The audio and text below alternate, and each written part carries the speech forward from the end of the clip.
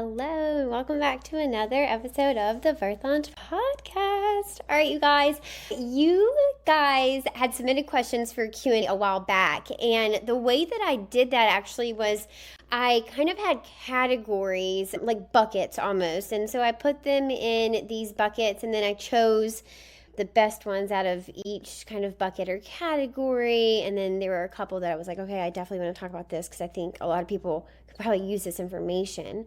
But there was this category of a lot of what do you think, what do you feel type questions. So I figured that we could spend an episode kind of going through those, and you could hear my candid responses to you guys' questions about just my philosophies and my thoughts and why I run my business the way that I run my business, and all sorts of transparent details I've never shared before, but I don't mind sharing. It's just that when I asked for submissions for the Q&A, it was really the first time that people had submitted these types of questions. I had never opened the floor, I don't think, for anything it was just, what do you want to hear on the podcast? A Q&A that I was going to do on the podcast. What do you want to hear? And I wasn't expecting these. My Q&As on Instagram are typically more geared towards exactly what I'm talking about, or it's getting information for what you want to hear, but in a different way. So this gathered information about topics people want to hear, but I usually say something like, if I were to make a podcast about this, what questions would you have? It's not giving them the same option, I guess. So anyway, that is the backstory of that podcast. A very long-winded podcast, but I figured that we could talk about some of these questions. I figured we would just dive in like we did the last Q&A because you guys really liked that. We had a lot of good feedback from that one. So I guess let's just dive in. Here we go.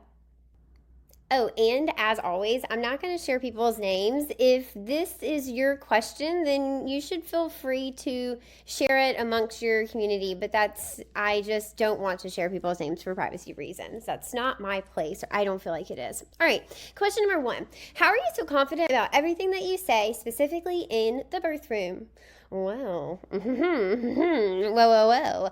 I am very glad that I come across as super confident. And I think it really is because I know I'm doing the right thing. Like, I don't need outside validation to tell me that I'm doing a good job, because I can see that. I can see that in so many ways. I can see that in the births that we go to. I can see that in the birth lounge, in the testimonies we get, in the people on social media. We get new followers every day. Every day, my DMs are filled with people with stories and wanting information, wanting education. The people are out there, and I am so confident that I have the answer for them because it's all evidence-based information. What people get bogged down in is really going through that information, synthesizing it. And so I've done all that for you. I've done it. And so now I just want to get it out to people. And I think that's where my confidence comes from. And I hope in no way does it feel like ego. I have so much to learn, but when I learn it, I immediately give it to my people because it's not mine. I'm literally just a channel. And that's what I want to be. I love being a source that I can take all this information and spit it out to people in digestible chunks, and they go, oh my gosh, I feel so safe and informed, and now I actually know what I want, and I feel very secure in making that decision. Perfect. That's what I wanted for you all along. And in the birth room, I still get nervous anytime that there is conflict, and that's essentially what advocacy is. You are meeting an authority or another force, whether it be an equal force or an authority force. You're meeting that force with some resistance, and you can expect some pushback in return. And your goal is to remain respectful Remain evidence-based. Keep your own feelings and emotions and opinions out of it and to center your client.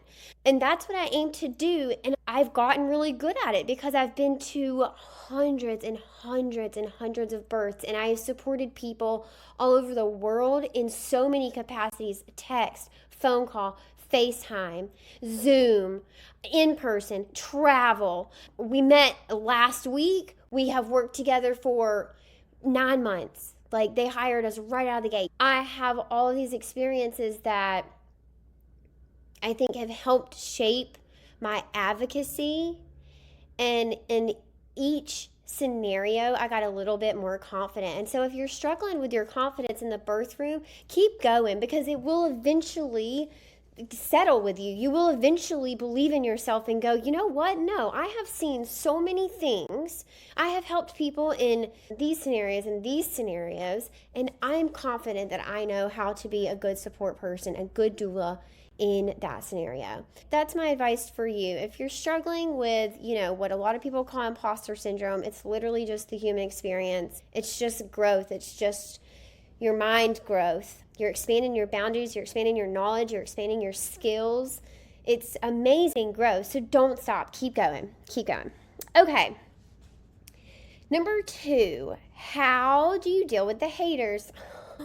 Oh my God. You want to know something annoying?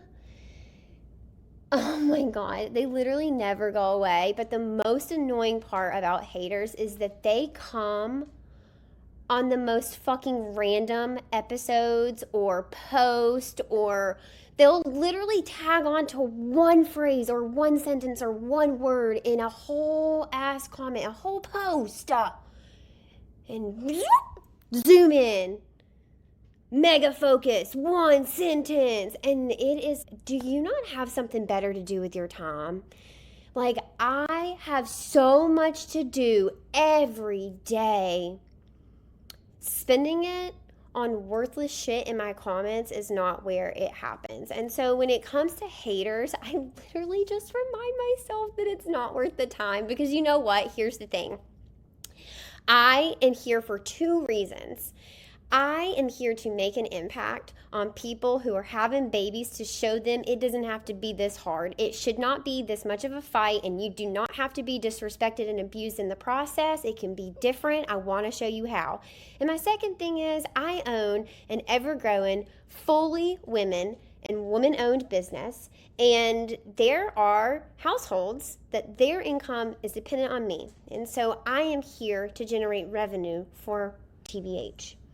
And so by serving people good information, more and more people will want it, because that is what people want. Good, honest, transparent, non-judgmental information. And you know my spiel on bias. Everyone's biased. I am so biased because I want you, and I'm going to influence you in a way that empowers you to speak up for what you want. I'm not going to influence you on what type of birth you're having, but I am going to influence you to sway the cards in your favor, to be informed on the choices you're making, to make choices out of confidence and not fear.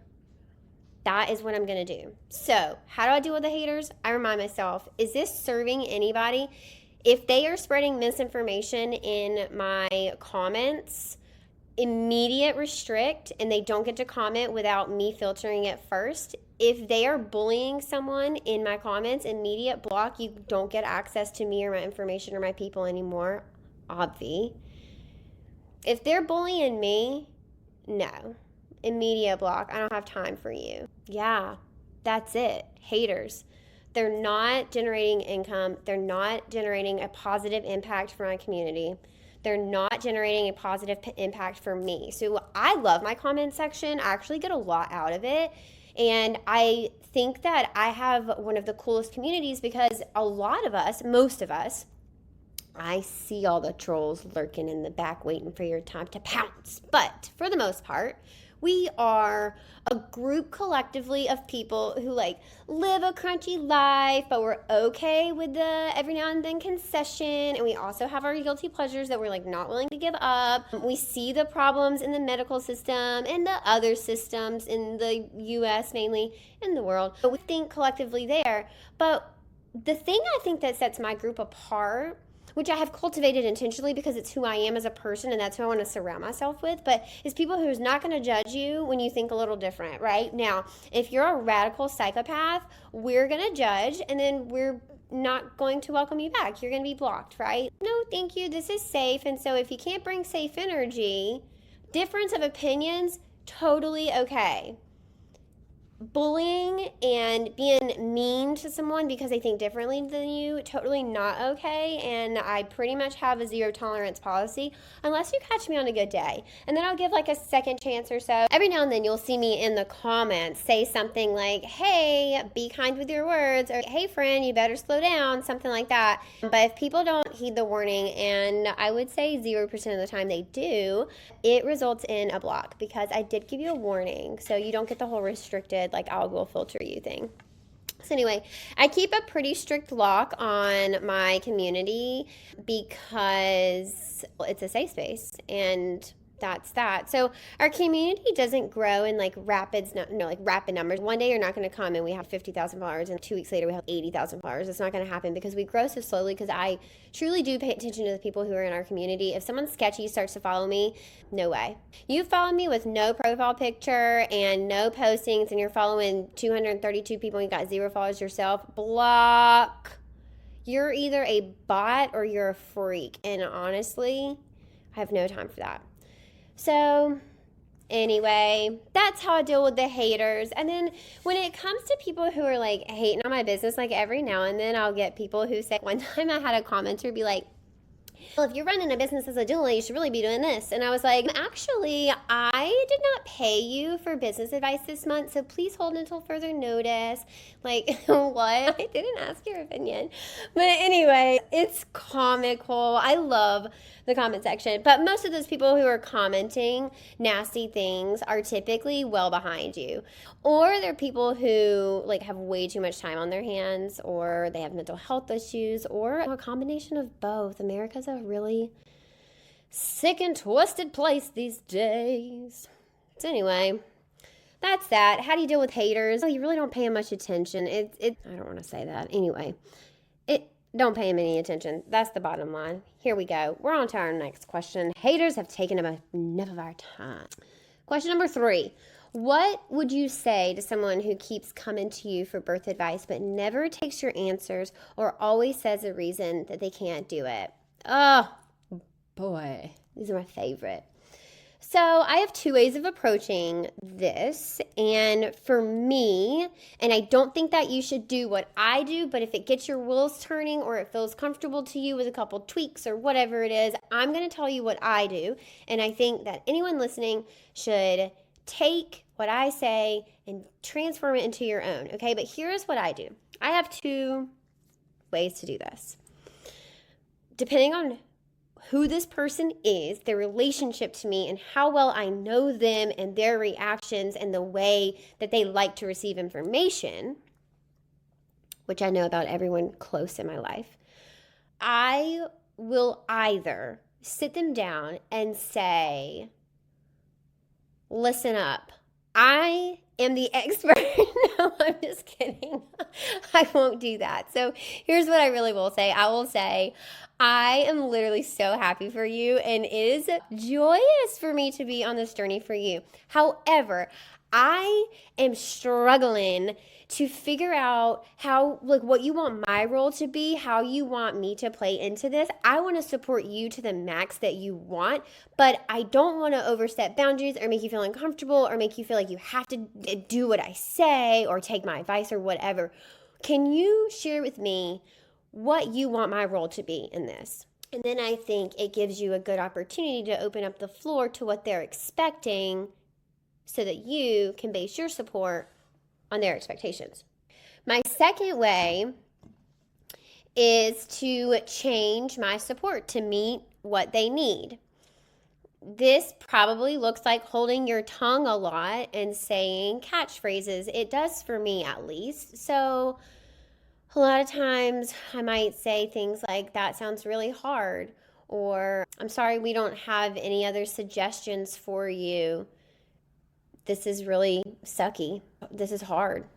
I'm really sorry you're experiencing this. I know that you're super strong, but it doesn't make this suck any less, right? I don't know. You read that person, but I don't keep shoving information down their throat, right? If I know them and or I've already had that conversation with them, I'm all set. I don't need to give you the information. That's not my style. I want people to be eager to get it. So I'm out in the world actively sharing about it, and I'm hoping to match up with people who are actively seeking it out. And in that, I'm going to run across people who don't really know that much about childbirth or whatever the experience is that they're talking about. And I have a lot of information about that, and I'll toss out a couple of like testers to see if they are someone who's open to hearing that information. And if they are, I can share that information. I want to share this with people. But if they're not, okay, they're not. Like, that's not your job to change their mind. That's their prerogative. That's their right. They have the right to feel the way that they feel, or to feel confident in the information. Or some people choose to go into it oblivious because they feel like if they prepared, then they would somehow, I don't know, it would mess things up. They prefer to be oblivious. Here's the thing. Different personalities require different things, and I can guarantee you're not going to know somebody better than they know themselves. They literally have been living in their body and their brain for their entire life, okay? Just let them do it. Who cares? Who cares? That's honestly how I feel. And so, yeah, I'll have a straight up conversation with you, or I'll just change the way I support you to meet you where you're at. And then either I met you where you're at and you're 100% satisfied, or you become curious along the way and you get the education and now you're 100% satisfied, and so am I. So it's a win-win either way. All right, cool. Number 4. I recently had a big OBGYN influencer make fun of me on her TikTok, and it was the most embarrassing thing ever. I'm scared to ever post again. All right. First of all, I could take one wild guess who this OBGYN influencer. I love to call them OBGY influencers. You get it? The OBGYN influencer thing. I have fallen victim to TikTok bully doc as well. And she's savage. She is mean, and she's a bully, and she's built a platform off of being a complete bully. Now, here's the thing. If she was the only MFM that I knew, I might agree that MFMs and doulas, we're never going to see eye to eye on things, and so why would I think that we would agree on things? And that used to be my stance. But let me tell you something. I now have hundreds of contacts all over the nation, and I know so many MFMs. Some of them have become very good friends of mine. And so now that my data pool of MFMs is so large, I know that there is the one bad apple, and I can tell that's not a reflection on MFMs. So here's what I will say. You're not doing it right if people aren't getting angry. You're not taking a stance, and nobody likes a soggy biscuit. Nobody likes someone who can't take a stand against something. Know how you feel about something and put it out there. Here's what I will say. Don't put out misinformation, because nobody needs any more of that. We have got plenty of it going around. So before you say stuff on the internet, make sure it's true and it's honest, and it can be backed up with data and science and facts. Leave the fear out of it. Don't try and scare people into stuff. And I think that is a lot of what OBGY influencers get wrong because they are scared, right? The medical industrial complex and all of the staff inside of it are trained to approach birth as an emergency, as a medical event, as something that can get out of hand so quickly and just be devastating and loss. And I don't say that to diminish that because that is very true. But if we evaluate the American healthcare system, we would find that in all actuality, would be very rare. It's not. It's very common. But because of iatrogenic trauma and things we have done to those labors to cause that. It's a vicious cycle. It's bred into them, and then their behaviors are based off of that, which then causes unnecessary interventions, which then causes iatrogenic trauma, which then is confirmation bias that what they did was right. Not only that, but birth is an emergency, and you must intervene.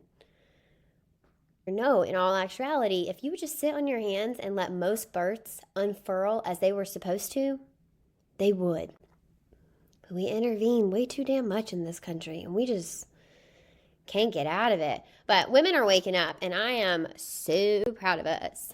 Really. No, I am really. And that's what I teach you in the birth lounge. I'm really teaching you how to have an informed and confident birth, how to take your goals, which I think you probably know well. If you don't know them, I step you through more than 200 choices in the birth lounge that you're going to encounter in labor. So if you don't know how you feel about all of your choices and all the things you're going to encounter in labor, join the birth lounge and you can learn that. Then I'm going to teach you how you take those preferences and respectfully communicate them with your provider to make a plan. I'm going to teach you the exact words to use. I'm going to teach you how to ask things. I'm going to teach you the right questions to ask. I'm going to teach you how to have these conversations so that you can truly understand what is your hospital policy, what is your provider's philosophy, how does that match up with your goals, how will your preferences be flexible, need to be flexible, have to be flexible when you go into labor. What can you say no to? What can't you say no to? What are you allowed to do? What aren't you allowed to do? You need to know all these things going into labor, and that's what I teach you in the birth lounge. Plus, how do you actually communicate those, and how do you actually achieve the birth that you set out? Because I think so many people, and this is why birth plans get a bad rap, but so many people make a birth plan and that's all they have. It stops there. They've got the what do I want? Here are my goals. This is what I have planned. And they know the why. This is why I want this. This is why it's important to me. This is why this is on my birth plan. But nobody is teaching you the how. How are you actually going to achieve this? How are you actually going to advocate for these choices in labor, in the labor room, while you're contracting with your partner? What are you going to teach them? What are they going to be doing? How are they going to be advocating for you? I'm teaching you all of that in the Birth Lounge. Visit thebirthlounge.com to learn more. It is the best birth education under the sun. I am convinced, I know I'm biased, but I am convinced that you will not find anything better that will prepare you deeper for navigating the hospital policy. All right, guys. I think that kind of wraps up things here for some of your questions. I can do a Q&A later. I've got plenty of more questions from you guys, and I'll do another episode at a later time. Otherwise, keep listening every week, 2 episodes every week. We are loving getting 2 episodes out to you every single week. So keep listening so you can have twice the goodness, twice the education, and twice the confidence. All right. Find me on Instagram at Tranquility by HeHe and at the.birth.lounge. See you later. Bye.